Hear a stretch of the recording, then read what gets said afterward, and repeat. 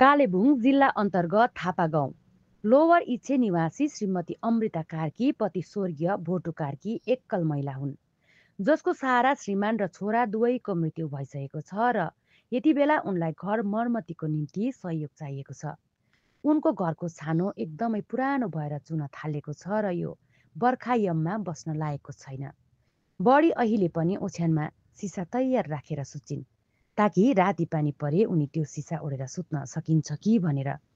बाँकी घरको अवस्था भिडियोमा देखाइदिएकी छु, हेर्नुहोस् होला।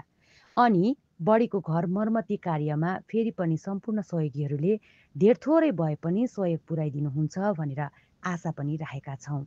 धन्यवाद। नमस्ते बडी। नमस्ते। अन्त तपाईँको नाम चाहिँ बडी? मेरो अमृता कार्की। अन्त तपाईँले अस्तिदेखि हामीलाई भनिराख्नु भएको थियो है, हेल्पिङ ह्यान्ड बोलाइदिनु भनेर।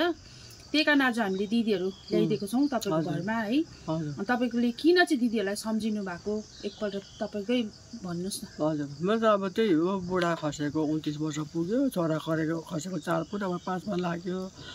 मेरो त सिसाहरू घरहरू चुहेर हेरिहाल्नुहोस्, यस्तो छ मेरो घरको हालत, बिजोग छ। अन्त म त अब सहयोग कतिलाई भन्नु, अब गाउँको दाजुभाइले त गरिदिनु भयो होइन, तर पनि अब फेरि घरि दोहोऱ्याएर कसरी भन्नु मलाई अप्ठ्यारो लाग्यो। र यहाँ बहिनीहरूलाई मैले हेल्प गर्नुहुन्छ अरे यहाँनिर गाउँमा भनेर सबैलाई मैले बिन्ती गरेछु। अब म एउटा आमा, दुई मान्छे, आमालाई तपाईँहरूले सहयोग गर्नुहुन्छ भन्ने म आशा राख्दैछु। सानो नचुने घर चाहिँ नचुहोस्, रुँदै बस्नु नपरोस्। म त रुँदै पनि बसेँ हो, के गर्नु अब। किन रुँदै बस्नु भयो? रुँदै घरको पानी चुहेर पानी पुरा चुन्छ। पानी पुरा चुन्छ। अहिले पनि हेर्नुहोस् भित्र। अनि समाजकोहरूले चाहिँ कस्तो सपोर्ट गर्नुभयो भन्नुहुँदै थियो नि? समाजको मान्छे प्लास्टिकहरू उडाइदिनु भयो, प्लास्टिकहरू ल्याएर उडाइदिनु भयो है। त्यही पनि उडाएको छ अहिले। अहिले पनि पानी पुरा चुन्छ।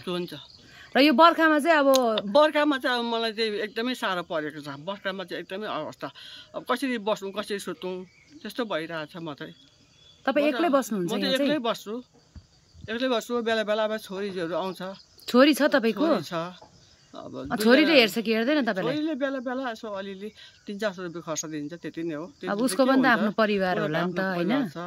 अब ठुलो छोरी पनि त्यही हो, अब अर्काको अब काम गर्छ होइन। सुन्नुहोस् न, अब हामीले त यसरी नै भिडियोहरू बनाएर फेसबुकमा अपलोड गर्छौँ होइन। त्यसपछि अब देखिसकेपछि अब तपाईँलाई कतिजनाले सपोर्ट गर्ने सहयोगीहरू अघि आएर अब तपाईँलाई कस्तो प्रकारले उहाँहरूले सहयोग गर्न खोज्नुहुन्छ है, त्यसकै आधारमा हो हामीले सपोर्ट गर्ने चाहिँ। र तपाईँ अब यो भिडियोबाट चाहिँ उहाँ सहयोगीहरूलाई चाहिँ के भन्न चाहनुहुन्छ? तपाईँलाई कस्तो प्रकारको सहयोग चाहिएको छ है, के भन्न चाहनुहुन्छ त्यो पनि भनिदिनुहोस् न। मेरो त अब के अरे घर, अब हावा हुन्डले घर सबै प्लास्टिकहरू उडाइसकेको छ। अब म चाहिँ अब राति चाहिँ बेलुका राम्रोसँग सुत्न पाऊँ, राम्रोसँगले बस्नु पाऊँ। र म एउटा वृद्ध मान्छेलाई चाहिँ तपाईँहरू अब आमा सम्झेर तपाईँहरूले सबैले सहयोग गर्नुहुन्छ भन्ने म आशा गर्दैछु। अब तपाईँले एक्लै बस्छु भन्नुहुँदैछ है, छोरीले पनि अलिअलि सहयोग गर्छ भन्नुहुन्छ, तर तपाईँको घर चाहिँ कसरी चल्दैछ अहिलेसम्म चाहिँ? घर त मेरो बुढो भत्ता, यो चामल बेच्छु हो, आँटा बेच्छु, त्यो के भन्छ रासिनमा पाएको चामल आँटा बेच्छु हो, त्यसले गर्दा चलाउँदैछु। त्यो चाहिँ तपाईँको पाउँछ रासिन चाहिँ कति पाउँछ? रासिन 21 किलो पाउँछ। चामल 21 किलो पाउनुहुन्छ, आँटा 10 प्याकेट पाउँछ। अनि तपाईँको बुढो भत्ता चाहिँ 1000। त्यतिले चाहिँ तपाईँ घर चलाउनुहुन्छ? यतिले चाहिँ घर चलाउँछु मैले। आमालाई तपाईँले सबैजना भएर सहयोग गर्नुहोस्।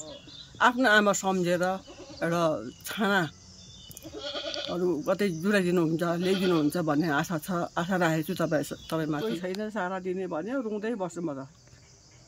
अब बहिनीहरू सबैलाई अब म एउटा आमा सम्झेर सबैले सहयोग गर्नुहुन्छ भन्ने आशा राखेको छु। बहिनी